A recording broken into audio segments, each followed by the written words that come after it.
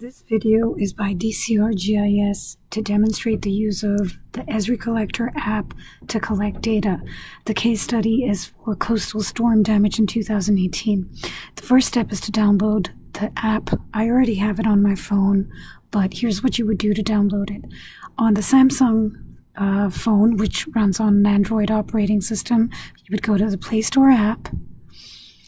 You would search for ESRI Collector, which is right over there. That is the app you want. It says update for me right now because I already have it downloaded. If you don't already have it downloaded, this button over here would read install. You would click on it, it would download, and you would be all set. It's free. It does not need any payment. You can X out the Play Store app. That's what it looks like when it's downloaded on your phone.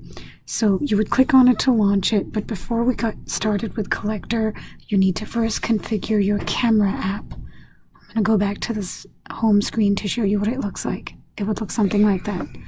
You launch the camera app, you go to the settings button, you pick picture size, and this is the picture size we recommend.